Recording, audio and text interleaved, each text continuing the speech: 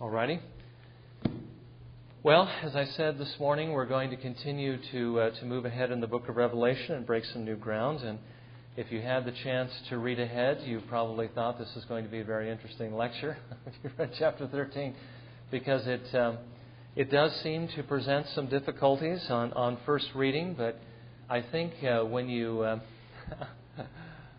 when you come to grips with the fact that there's a great deal of symbolic language in the book of Revelation, and that not everything necessarily has a one-to-one correspondence with the real world, in the sense that if you read about a beast that has 7 heads and so forth, that you don't expect necessarily to see a beast with 7 heads. I'm not really sure that anybody really expects to see such a creature.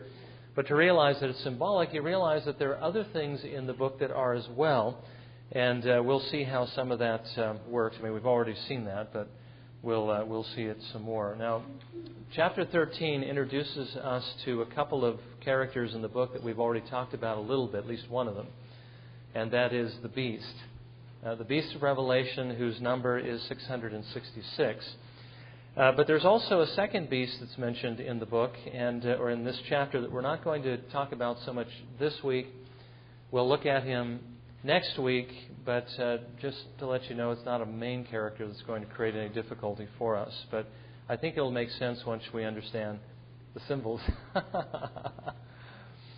But let's focus in our attention mainly upon verses 1 through 10 of chapter 13 of the book of Revelation. Let me go ahead and read that. I have it on the first page of the handout.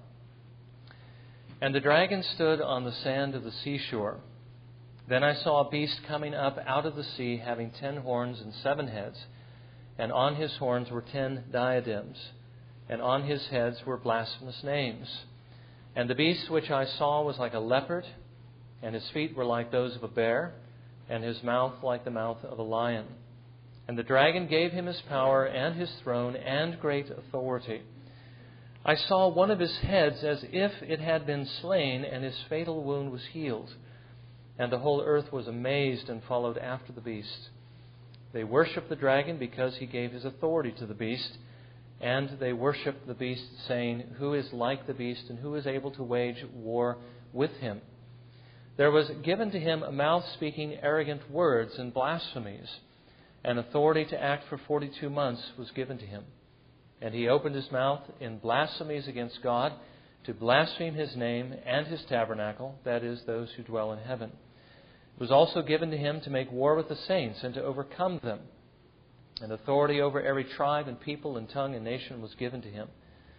All who dwell on the earth will worship him, everyone whose name has not been written in the written from the foundation of the world in the book of life of the Lamb who has been slain.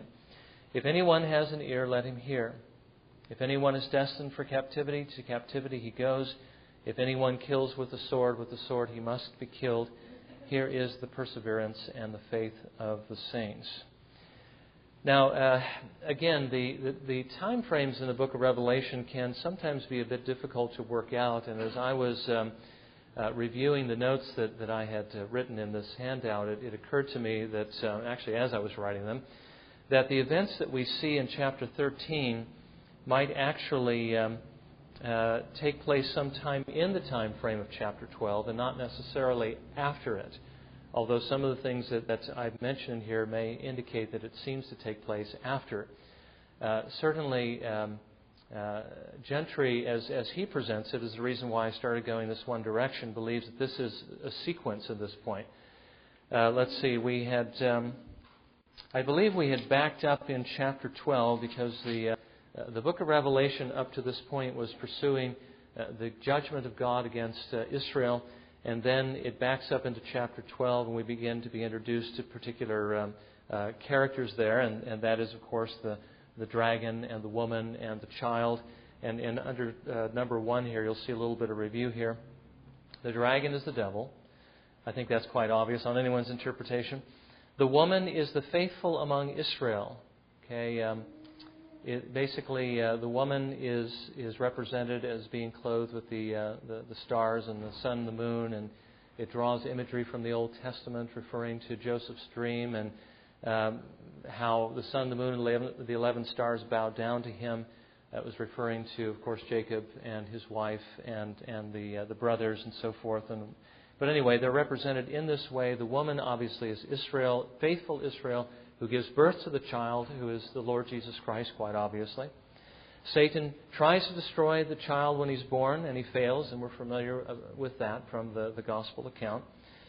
Christ ascends into heaven, which results in Satan's being cast down, and then when Satan sees that he is cast down to the earth, he begins to persecute the church, but the church is protected. Remember, Jesus warned his disciples when 70 A.D. was to come, and those who were ready fled out of the city. They got to the mountains. They were kept safe during the war with Rome. That's what's referred to by the sealing of the 144,000 as the Lord puts his mark upon their foreheads. Doesn't literally mark them, but it's like one of the prophecies we saw in the Old Testament that refers to God's sign of protection almost invisibly put on someone, and then judgment comes. The Lord, first of all, seals his servants so that they will be protected. There are those the devil does persecute. I indicated possibly some Jewish believers. I suppose that's possible. Certainly Gentile converts when he goes off to make war with the rest of her offspring, chapter 12, verse 17. Now, what we have here is a question of whether or not this comes after or actually takes place within the time frame we've just seen. Because in chapter 12, we went from the birth of the Lord Jesus Christ to his death and his resurrection and his ascension, and then all the way to the protection of Israel during the judgment that God pours out upon Israel. And now we're seeing an image here of the beast who is basically going to be acting during that time frame, especially the one close to AD 70, especially when we consider who the beast actually is. So, at least in the narrative here, it appears as though, in this case, since the dragon fails his purpose in persecuting the church because the church has actually gotten away, he enlists the help of another, and that is the beast. And I don't know that that's altogether right. That's the way the Gentry represented it. But I think what we see here is a character that the devil has raised up. And we're going to see it's not just one individual character, but actually a corporate entity. Let me just go ahead and tell you what Gentry thinks it is, and I think he's correct. But the beast represents collectively Rome and individually Nero. Okay? And we're going to see that in just a moment. Well, Nero and Rome in this case actually act during the time frame that's mentioned in chapter 12. That's why I think chapter 13 actually fits in somewhere in that time frame. And that's not strange, because the Bible seldom unfolds in just an entirely linear fashion, going from point A to point B and never backs up. It quite often backs up to give more detail. Okay, so I think that's what we have going on here. Now, I've already answered the question, who is the beast? But let's look at this a little bit more carefully. That's really going to be the focus of this particular study. According to what we see in chapter 13, who is this first beast and what is it he's doing? Well, as I mentioned, that he does have a corporate and an individual identity. And we see that in Revelation 17, verses 9 through 10, at the bottom of page 1. Here is the mind which has wisdom. The 7 heads are 7 mountains on which the woman sits, and they are 7 kings. 5 have fallen, 1 is, the other has not yet come, and when he comes, he must remain a little while. Now, try to keep this passage in mind, because it's really going to help us understand the beast and the heads and all that's going on there. Corporately, the beast is represented, the 7 heads of the beast represent 7 mountains on which the woman sits. Now, the woman is the harlot, and I don't think it's referring to Rome. I think it's actually referring to Israel, and Israel being in the power of Rome at that time. But I do believe that the beast itself represents Rome. And the 7 heads, besides representing 7 mountains, which, as you know, are the 7 hills of Rome, at least Rome is built on 7 hills, also represent 7 kings. And the one king in particular that is singled out is the one that is. The one that is during the time of John's writing. 5 have fallen, 1 is, which would be the 6th. and the other has not yet come, and that would make 7, okay, altogether. Okay. All right, I think I've mentioned everything there. Okay. Oh, I also wanted to point out this, that it's interesting that the beast itself is very similar in appearance to the dragon. If you look at chapter 12, verse 3. And another sign appeared in heaven. Behold, a great dragon having 7 heads and 10 horns, and on his heads were 7 diadems. The description of the dragon, the description of the beast are really quite similar, and I think the reason being is that the dragon is the one who is behind the beast.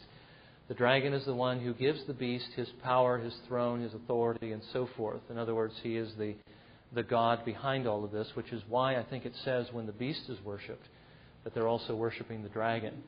Okay?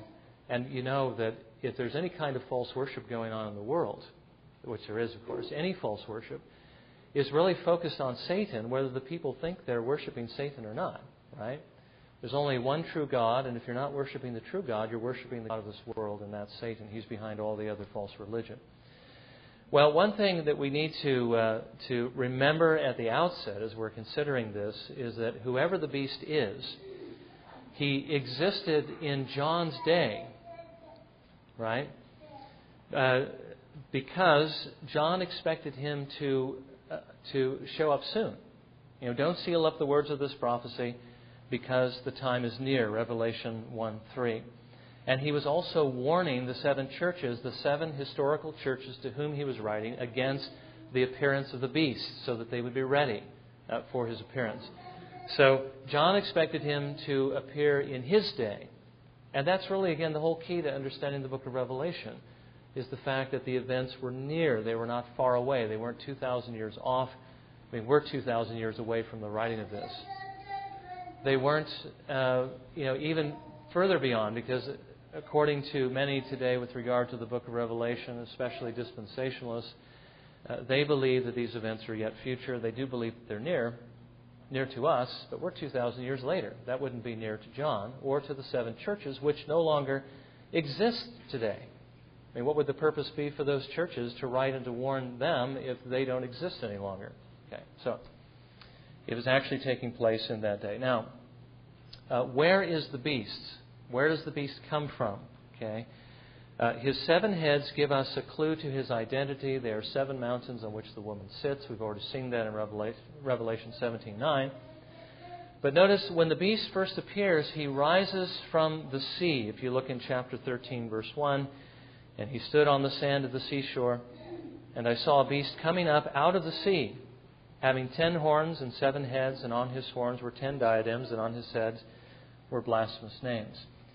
Now, I know that this has been characterized, if you've followed dispensational interpretation, that this has been characterized as the Antichrist. That's who the beast is, and he's rising up out of the sea, which in this case, they would say the sea are basically all the peoples of the earth. He rises from a great multitude because sometimes he can represent that.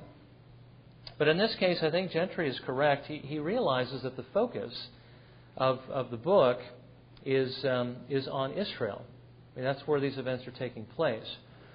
So from the perspective of Israel, Rome would actually come from, as it were, the sea. I hope you can get the point there. If you're in Israel and you look towards the west, which is where Rome is from Israel, Rome is on a peninsula that extends into the ocean. And if, let's say, Rome was to come and to invade, they would probably come by way of the sea. So basically, he sees this as an image that this beast who rises from the sea is one who comes from the west or from the Mediterranean area. Okay? See the point there? And that, I think, if that is correct, will make sense also out of the second beast, who actually doesn't rise from the sea, but rather rises from the land, who actually enforces the rule of the first beast, who rises from the sea. So if you consider the beast from the sea as Rome, and we're going to see again one of the emperors of Rome, the second beast actually comes from Israel itself.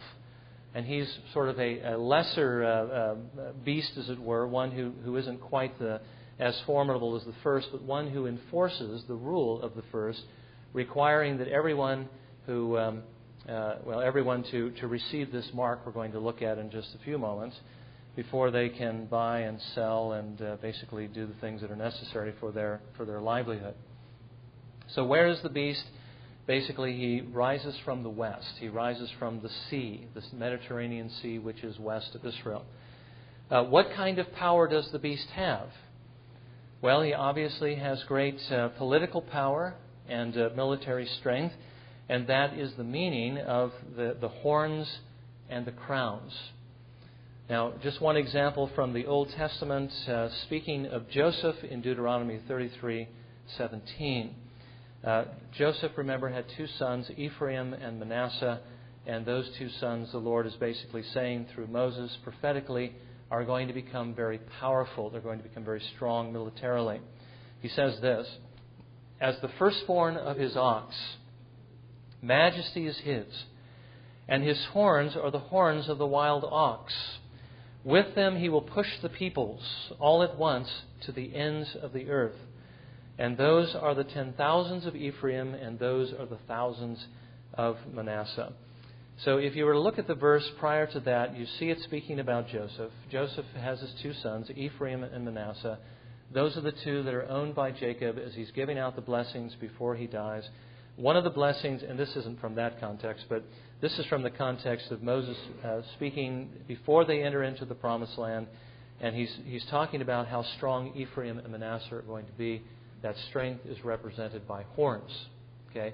Horns are often used in the Bible to represent strength and power. And of course, diadems, crowns represent authority. Okay, does that make sense? So this beast is powerful. Verse 4, "Who is like the beast and who is able to wage war with him?" Where he gets this authority, where he gets this power is not surprisingly from the dragon. We see that in Revelation 13, verse 2, that the dragon is the one who gives him his power, his throne, and great authority. And as a matter of fact, the saints are even given into his hand for a time, as also the whole world is under his dominion. Okay, now, again, during John's day, there aren't too many people that would fit that kind of description. But I hope you can see that Rome certainly does, because Rome was the dominant world power at that time. And this is, again, why I think it's referring to a time frame within chapter 12, because notice the saints are given over to him for a time. And yet we see in chapter 12 that there are wings given to the woman to fly into the wilderness to keep her safe. The dragon isn't able to touch her. So how can they both be true? Well, I think this is talking about a time frame prior to 70 A.D. when the saints actually are persecuted and many of them actually are killed. But when it comes time for AD 70, the Lord protects his people in a different way, or at least he protects them in this case. And we'll talk a little bit about why that is, why he sometimes does and why sometimes he doesn't. Okay, so verse 7, "It was also given to him to make war with the saints and to overcome them. And authority over every tribe and people and tongue and nation was given to him." Well, here's the point that I was going to make. Sometimes the Lord obviously wills to protect his saints. And sometimes he does, in fact, do that in one way, which is by keeping them safe from those that are trying to kill them. But sometimes the Lord actually allows them to die. Have Christians ever died in the history of the world? Of course. Have the people of God ever been killed by the hand of another person in the world? Well, obviously. Is the Lord not protecting them? Well, actually, he is protecting them. He is taking them out of this world so they can no longer be harmed and taking them to heaven where no one can ever touch them again. And if we can get a grasp of how much we really ought to love the Lord as Christians, we'll see that that's a good thing and not bad. We often recoil and we think, God's going to let me die? He's going to let me get killed? What kind of love is that? What kind of protection is that? But the saints actually, in history and in the Scripture, not all of them, but those that were most sanctified, actually welcomed death. They actually embraced death because they knew it was going to take them from this world to the world they longed to be in, the one where Christ is, that is in heaven. So that's not a bad thing. Death isn't a bad thing. It's a good thing for the saint. Okay. Now, I also put a note here saying this appears to refer to the time frame, prior to the Jewish war. During the Jewish war, the woman is given wings and she is protected, but there is a time frame in which Rome does persecute Christians. And most of those Christians are Jewish Christians. And they are actually put to death. So I think, again, this is a time frame prior to the Jewish War.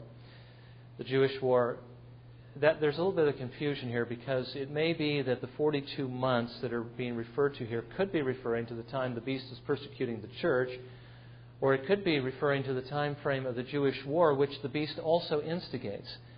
I think we should probably see it in that latter sense. The 42 months probably still refers to the Jewish War, and this about persecuting the saints or given into his hand for a short period of time is talking about a time prior to that. Now, as I've said, these things about his power and his authority and so forth are certainly true of Rome. Josephus called Rome the lords of the habitable earth in his War of the Jews, the rulers of the whole world in his Antiquity of the Jews. He calls Rome the greatest of all cities. Philo speaks of the emperor of Rome as assuming the sovereignty of the whole. He speaks of Rome's sovereignty of the most numerous and most valuable and important portions of the habitable world, which, in fact, one may fairly call the whole world. So the idea is, who has authority at that time? Who has power at that time on this magnitude? Well, obviously, Rome. Now, that's looking at the beast corporately, but remember that the head has the power of the whole, doesn't he? So we're going to see in a moment that one of the heads of the beast is mortally wounded, and it appears as though the beast is dead, but then miraculously comes back to life.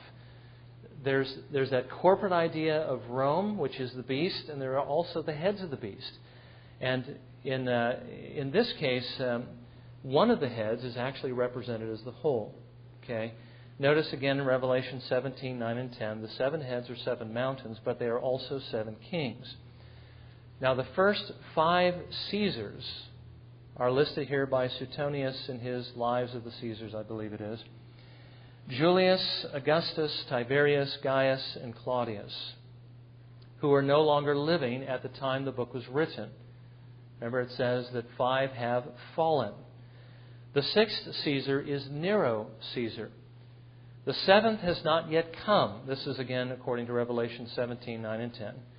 But when he comes, he must remain a little while. Now, the 7th Caesar was Galba, who reigned from June of 68 to January of 69, which is 6 months, only a short period of time, whereas Nero reigned for over 13 years. So 5 have fallen, 1 is, and the 7th has not yet come, but when he comes, he must remain a short while. Does that sound like it correlates to you? Okay, it sounds like it correlates to me. Now, the beast, as I mentioned, pictures Roman Empire corporately, the 6th emperor specifically.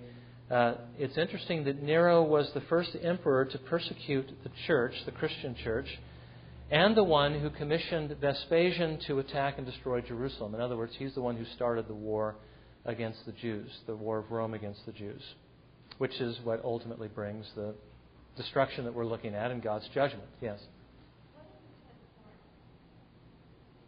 Well, I think at this point we're just viewing them as representative of great power. 10 is often a symbolic number that talks about some form of completeness or the number of them that he has a great amount of might. But I'm not sure if it breaks down. If it does, we'll have to see in the future if reference is drawn to those particular horns. Okay. One thing, too, we need to realize is that everything about these images is not always breaking them down into individual things. They may not necessarily represent individual things, but collectively they may represent something. Okay, what is the beast's character? Well, obviously he's a beast. Okay, that's why he's called the beast. He's evil. The description of him represents something that we would consider to be a fierce and terrifying thing. He's revealed as resembling a leopard, a bear, and a lion. I think none of which you would like to see if you happen to be walking out on the field somewhere, because they're very dangerous animals. Now, Nero, it's been pointed out, actually did have this kind of character. He was a very wicked man. I don't know if all the Caesars were like this one, but he probably stands out as being probably the worst among them. He killed his mother, he killed his brother, his aunt, his wife, and many prominent citizens of Rome. He often tied slaves to stakes, dressed himself in a lion's skin, and then would attack and molest them. Suetonius, in his Lives of the Caesars, writes about Nero. This was his character. He was feared and hated by his own people. Tacitus writes that he put to death so many innocent men. Pliny describes him as the destroyer of the human race and the poison of the world. Apollonius of Tyana calls Nero a beast. Interesting, uses that particular language. Certainly Nero was blasphemous. We read that he had blasphemous names written on the heads here.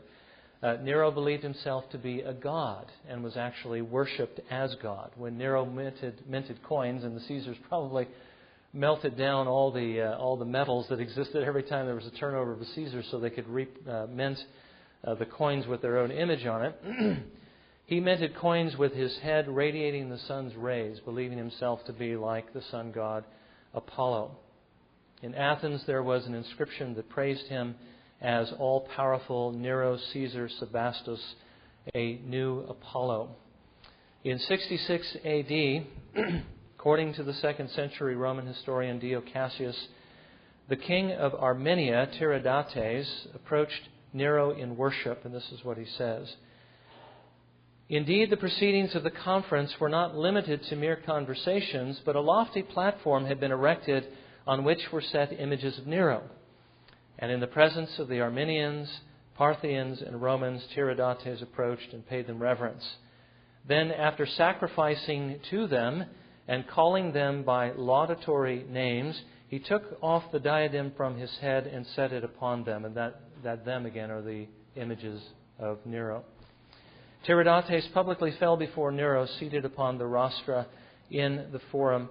Master, I am the descendant of Arsaces, brother of kings Vologases and Pacorus, and thy slave. And I have come to thee, my God, to worship thee as I do Mithras. The destiny thou spinnest for me shall be mine, for thou art my fortune and my fate. So again, the idea that the beast would be worshipped. The Caesars, I think pretty much all of them, saw themselves as divine beings and as those that ought to be worshipped, given reverence. As a matter of fact, you realize that during the early days of the Christian church, that there was a time in which when Christians were persecuted, in order to flush them out, they were required to give up all the scriptures. And they were also required to offer a pinch of incense to Caesar and to say that Caesar is Lord. In other words, they had to worship him. That happened during the time of Augustus. There was a great controversy that talked about those that had fallen away and whether or not those who had actually given up the scriptures, which at the time would be, of course, copied scrolls. They didn't have books in those days. And had offered the pinch of incense, who had basically apostatized in order to save their lives, whether or not they could ever come back into the Christian church or not. There were those who believed that they couldn't, that they had committed an unpardonable sin, that they were lost forever. And then there was, of course, Augustine, who believed that any sin that is repented of will be forgiven. And that view won the day, and they were brought back into the church. But the idea of Caesars being worshipped was not an unusual thing. Now, the number of the beast. What is the number of the beast? This is something, if you haven't heard about anything else in the book of Revelation, you've heard about the number. This actually takes us to verse 18. Here is wisdom. Let him who has understanding calculate the number of the beast, for the number is that of a man, and his number is 666. Now, one thing that Gentry points out, which we need to bear in mind here, because you've probably heard the number 666 used in a variety of ways, and we're trying to find, at least a number of people in the church are trying to find ways to apply it today. This is the mark, it's the barcode, it's whatever it may be. He points out that the number is not a series of 3 sixes. The number is 666. It's a total number. Okay, that's what it actually says in the Greek. Some people have pointed out that 6 is the number of man, 3 is the number of God, 666 is the number of man trying to make himself into God. It really has nothing to do with that because it's not 3 sixes, it's 666, which 6 and 3 can't actually add up to. Okay. Now remember that at the time of the writing of the book of Revelation, the Arabic number system was unfamiliar to the ancient world. It was imported into Western culture in the 12th century. And before that time, alphabets served double duty, both as letters to spell words and as numbers. Now John was a Jew writing about God's judgment on the Jews to the Jews. Okay? Now, Revelation is perhaps one of the most Hebraic books in the New Testament. It contains many references to the Old Testament. That's something we've been seeing all along the way here, as far as representing Jerusalem as ancient cities that were enemies of God's people, or representing the judgments that were actually placed upon those foreign nations as being placed upon, in this case, the Babylon, the harlot, which we've already seen is Jerusalem, or the capital of Israel. So it's a very Hebraic book, a lot of Hebraic or Hebrew images. The Greek is also very Hebraic in form. In other words, the way that John writes, because he's Jewish and so forth, writes in a very Hebraic way, but even more so than other authors of the New Testament who write more in a Grecian way, I guess you might say, because of the Greek culture and the Greek language. Now, if Hebrew is the base language for understanding the meaning of the beast's number, we can again conclude that Nero Caesar is the one that is meant by the number. One thing that, I'm not sure if I brought this in here or not, but John, in writing to these Christians, is wanting to convey where the danger is, but he's not wanting to be too explicit. I think that this particular verse 18 may not necessarily be a part of the vision. It may just be a comment that John interjects. He understands who the beast is, but if he puts it in a particular way, that he can keep it hidden from those that those that would endanger Christians, and can communicate at the same time to the Christians who this person is. So basically, it goes like this. If you were to take Caesar Nero, or Nero Caesar's name, doesn't matter which way it goes, and break down the consonants, and then calculate the number of those consonants, because those consonants in Hebrew, technically there's no vowels in Hebrew, although that's not altogether correct, because there's 2 characters that actually can function both as consonants and vowels, and sometimes in the ancient text they function as a vowel sound. But for the most part, the text is all consonants. Well, those same consonants are used as numbers. You spell Nero Caesar's name out in Hebrew using the Hebrew consonants, and then you calculate the number. You actually end up with 666. That's really quite interesting. So the first century Hebrew spelling would be Neron Kaiser. Archaeologists have documented this Hebrew spelling of his name, which provides us with precisely the value of 666. In other words, this isn't the first time anybody's thought about doing this. This is the way his name actually appeared in certain contexts. Jastro's Dictionary of the Targumim contains this very spelling, the numeric value, and here it's broken down for you, the N character, which would be nun in Hebrew and so forth, and is 50, the R is 200, the W is 6, the N is 50, the Q is 100, the S is 60, the R is 200, and you add them all together and it actually ends up to be 666. Many biblical scholars recognize that this is the most likely solution to the number and the name. So the name fits numerically, and the character, according to John's description, fits the person. Now, what about the mark in verses 16 and 17? And he causes all, the small and the great, and the rich and the poor, and the free man and the slaves, to be given a mark on their right hand or on their forehead. And he provides that no one will be able to buy or to sell except the one who has the mark, either the name of the beast or the number of his name. Now, the first question we have to ask is John saying, or is the Lord, as he communicates this vision to him, saying that there is actually going to be a literal mark placed upon them, as you might expect if you took it in this way, a literal mark upon the foreheads of the 144,000 that were sealed? Well, not necessarily. The mark on the forehead of the saints, the 144,000, meant protection, and it was not a literal mark, at least in this particular view. This mark of the beast, doesn't necessarily have to be taken literally either, but rather is a symbol of ownership as well, a symbol of dominion, a symbol of control by the one whose mark it is. No one may buy or sell without the mark, or, in other words, all the subjects of the Roman Empire are under the emperor's dominion, who holds their livelihood in his hands. Now, the fact that it is said to be placed on the right hand or the forehead is, I think, very likely symbolic of the fact that he's attempting to supplant the devotion that is due to God. It's interesting that the beast or the devil, who knows the Word of God, is trying to mimic God in different ways. And as a matter of fact, we've seen a lot of different ideas in the book of Revelation, again, borrowing from the Old Testament, and the meaning is the same, though the literal fulfillment might not necessarily be the same. What this could mean is simply this, that the beast demands worship, which we've already seen to be true, showing that he believes himself to be divine.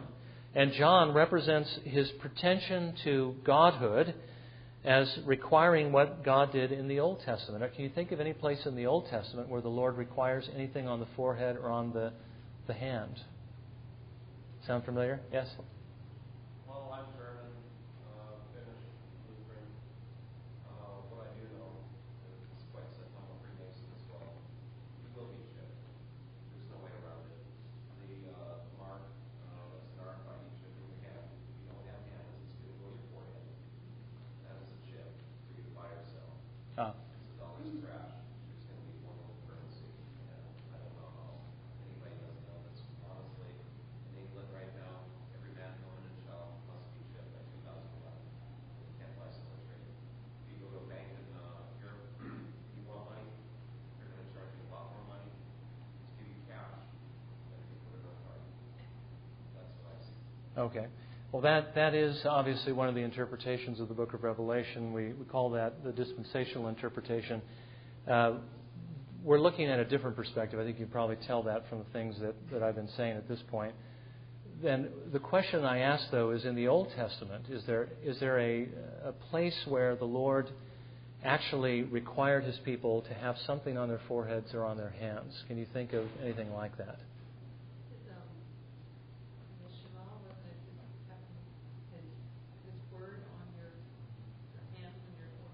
In the Deuteronomy 6 passage. Okay. Basically, we read this: "These words which I am commanding you today shall be on your heart. You shall teach them diligently to your sons, and shall talk of them when you sit in your house, and when you walk by the way, and when you lie down, and when you rise up. You shall bind them as a sign on your hand, and they shall be as frontals on your forehead." So the idea here is that the beast is claiming deity and seeking absolute sovereignty over his subjects. And he's basically telling his subjects that they need to do the same thing that God told His people that they need to do, which is they need to absolutely surrender and submit to His authority. So that I think would correlate with even the dispensational view. If it were yet future, I think they would see it in a very similar way. Now, what will the beast do? Verses 5 and 7. "There was given to him a mouth speaking arrogant words and blasphemies. And authority to act for 42 months was given to him. It was also given to him to make war with the saints and to overcome them." Now, it is interesting that in the early church, Christianity was not attacked by the Roman Empire early on.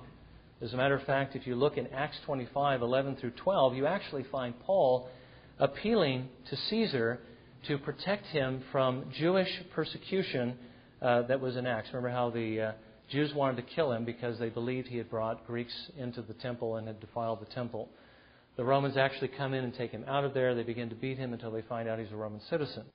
And then as he's put on trial and it seems like Rome wants to keep giving the Jews their day to accuse him, he finally says, that I appeal to Caesar for his justice. Now, you wouldn't do that if you knew that Caesar at that time was out to kill every Christian he can get his hands on, Paul is the ringleader. So that didn't happen early on, but during the time of the beast, that will take place. This changed when Nero charged the Christians with starting the fire that burned Rome to the ground. Tacitus writes, Nero inflicted unheard of punishments on those who, detested for their abominable crimes, were commonly called Christians. Clement of Rome writes that a vast multitude of the elect, or he writes of a vast multitude of the elect, who died under Nero. It was during this time frame that both Peter and Paul were also executed. Nero's persecution is the beast making war with the saints to overcome them, again from the perspective of what we call the moderate preterist view that sees these things as having been fulfilled in the past near to John's time. As he says, the events are near. The 42 months, Revelation 13:5, is the time frame of his persecution. So actually we have two sets of 42 months here. So I guess we get back to that question I brought up earlier. Nero began his persecution against the Christians in November of 64, and he died in June of 68, as von Mosheim points out in biblical commentaries, and here are the references. So the persecution that Nero launches against the Christians, blaming them for burning Rome, which Nero in fact did, was actually 42 months in length, the same time frame that the beast persecutes the Christians. Now, that should be an if. If Nero is the beast, does this mean that Nero also died and was resurrected? Revelation 13:3. I saw one of his heads as if it had been slain, and his fatal wound was healed. And the whole earth was amazed and followed after the beast. Now here's where we have to see that, again, the beast has two different identities, doesn't it? It has a corporate identity, which is Rome, and it has an individual identity, which, as we've seen, is Nero. Now, Nero ruled, basically, well, let's look at it this way. This is talking about the wounding of one of the heads, and the head is Nero. He's the sixth Caesar. But it almost kills the beast, but then the beast miraculously revives, and he doesn't die. So what we're going to look at here is that what's happening is Nero is the head that gets killed. It almost kills the beast, but the beast is the one that actually rises up again, and everyone marvels at the fact that it could rise again. And we're going to see how that all works out. Now, Nero ruled from 54 to June the 9th of 68. The Roman Civil War erupted in the last few weeks of his life. In his despair, now this is the Roman Civil War, this is not the War with the Jews, that's already ongoing. In his despair, Nero committed suicide as imperial forces under General Galba were about to capture him. Galba is the Caesar who is the seventh, who comes after the sixth, the one who is. He remains for a little while. His reign was actually 6 months in length. Now Tacitus, again an historian, laments this dark period. This is what he writes about during this time frame. The history on which I am entering is that of a period rich in disasters, terrible, with battles torn by civil struggles, horrible even in peace. 4 emperors failed by the sword. There were 3 civil wars, more foreign wars, and often both at the same time. There was success in the east, misfortune in the west. Illyricum was disturbed, the Gallic provinces wavering, Britain subdued and immediately let go. The Sarmatae and Suebi rose against us. The Dacians won fame by defeats inflicted and suffered. Even the Parthians were almost roused to arms through the trickery of a pretended Nero. Moreover, Italy was distressed by disasters unknown before or returning after the lapse of ages. Cities of the rich, fertile shores of Campania were swallowed up or overwhelmed. Rome was devastated by conflagrations in which her most ancient shrines were consumed and the very capital fired by citizens' hands. That's the civil wars. Sacred sites were defiled. There were adulteries in high places. The sea was filled with exiles, its cliffs made foul with the bodies of the dead. In Rome there was more awful cruelty. Josephus writes, the world was witnessing the lords of the habitable earth, which were in the greatest of all cities, collapsing. Tacitus writes, "This was the condition of the Roman state when Servius Galba, chosen consul for the second time, and his colleague Titus Vinius entered upon the year that was to be for Galba his last, and for the state almost the end." Now, as we saw before, the death of Nero halted the Jewish war with Rome, which Vespasian and his son Titus were prosecuting. Josephus writes, "And now they were both in suspense about the public affairs, the Roman Empire being then in a fluctuating condition, and did not go on with their expedition against the Jews, but thought that to make any attack upon foreigners was now unseasonable on account of the solicitude they were in for their own country. Rome was near ruin. The state of the Romans was so ill. Every part of the habitable earth under them was in an unsettled and tottering condition." So after Nero, the one who is the sixth head, as it were, the sixth king, after Nero died by committing suicide, it appeared that Rome was dying. The beast received a deadly wound to one of his heads. But then Rome revived miraculously. Let's see. Suetonius writes, "The empire which for a long time had been unsettled and, as it were, drifting through the usurpation and violent death of three emperors, was at last taken in hand and given stability by the Flavian family." After this miraculous recovery, Rome resumed its war with the Jews. Josephus writes, "So upon this confirmation of Vespasian's entire government, which was now settled, and upon the unexpected deliverance of the public affairs of the Romans from ruin, Vespasian turned his thoughts to what remained unsubdued in Judea." So after the civil war, Rome recovered to the amazement of the world. "I saw one of his heads as if it had been slain, and his fatal wound was healed. And the whole earth was amazed and followed after the beast. They worshipped the dragon because he gave his authority to the beast, and they worshipped the beast, saying, 'Who is like the beast, and who is able to wage war with him?'" So basically, the bottom line is this, that Nero and Rome are a good fit for the beast. Nero lived in that time frame, which is quite clear. It's close to John's time. His empire appeared to rise from the sea from Israel's perspective. The Roman Empire had that level of authority and might. Nero was, in fact, the sixth head of Rome and had the character of a beast. Nero's name fits the number of the beast. He was the first to instigate persecution against the church. And the prophecy regarding the death of the beast and his resurrection can be applied to Nero and to the Roman Empire. Okay, so that's the conclusion. Who is the beast? Okay, the beast is Rome. The beast corporately is Rome. Individually is Nero. He is one of the heads. Okay, all right. So, did our brother take off? Anyway.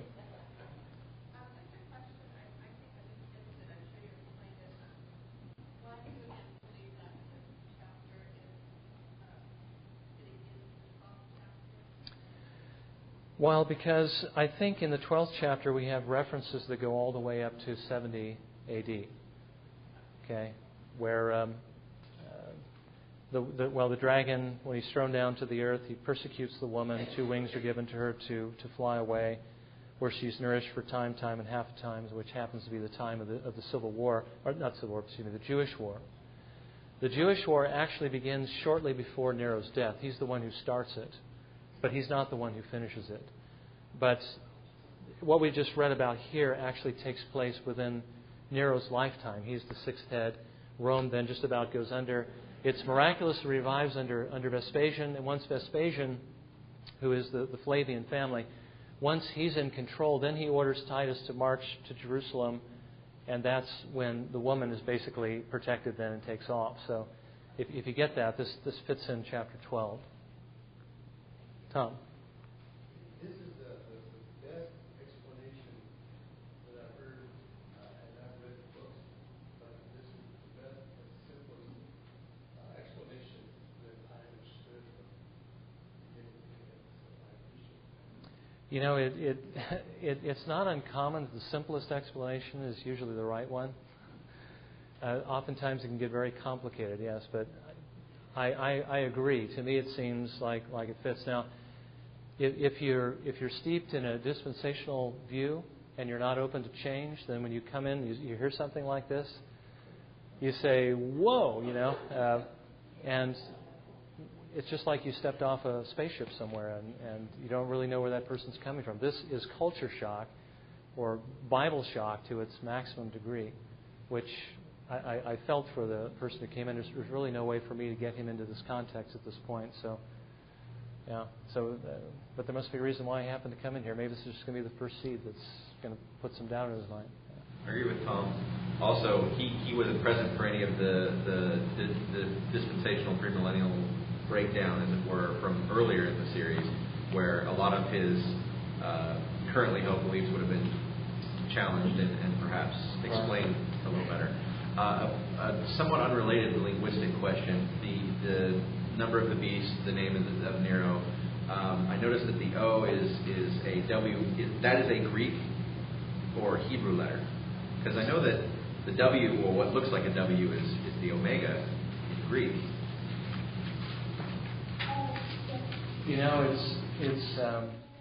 I would think it's this. There's a character in the Hebrew that's called a vav, and it looks like this. I mean, Hebrew characters are just foreign to us because we don't. But sometimes it's spelled like this, and sometimes it's spelled like this, and it can be pronounced either as a V or a W depending upon your particular pronunciation. Okay, vav or wow. Okay, wow. Wow consecutive verbs we talked about a lot. Now, what does that have to do with O, right? Well, it just so happens that this is one of those consonantal characters I told you that can function as a vowel. And I believe it's, my Hebrew is getting a little bit rusty, but I think when it's the vowel, they put the dot on the top, and that means it has an O sound. And so that's the consonant you would use to get the O sound. That's interesting. And then when you go to the Greek, the Omega, which looks very much like a W or a lowercase w, and it's so similar. I just think that's... That is interesting. I'm not sure if there's any correlation or if that was... I kind of doubt there is, but it's an odd coincidence. There was one thing that I didn't include in here because I didn't have the breakdown as I do for this, but it has been pointed out that if you took Nero's name, Nero Caesar, the same thing, and you put it into Latin, and as you know, the Latin numbers were also calculating out. I'm not sure, of course, there was Roman numerals. I'm not sure how it would work if the Roman numeral system, I think it was in operation at that time. I don't know if you could spell his name, but I've heard that if you spelled his name in Latin, that it would come out to 616. And the interesting thing is that there is one textual variant in the ancient manuscripts for that 666, and it happens to be 616. So that would just be an interesting correlation. But Gentry didn't use that in the book that I was looking at, so I'm wondering if perhaps he's dropped that as an idea. I haven't verified it, so. But I mean, this is pretty interesting by itself. Yeah. Any other questions or comments? I think, again, the main strength of this position, I mean, not only the amazing correlations, but the fact that John writes at the very outset, these things were near. Don't seal up the words of this prophecy. There's an urgency to it. He writes to the 7 churches to get them ready for this event, an event that takes place 2,000 years later with, a chip being implanted in your, I'd say don't worry about the chip if it turns out to actually, they begin putting some kind of chip on us like that. I don't think the chip has anything to do with what the Bible is saying here. But it used to be the barcode, and it's going to be several other things as time goes on. It's just not talking about the present. It's not talking about the future. It's talking about the past. And I think it does make perfect sense. Okay. Any last-minute comments or questions? Everybody's on board? Okay. Well, then let's close with a word of prayer. Heavenly Father, we again thank you for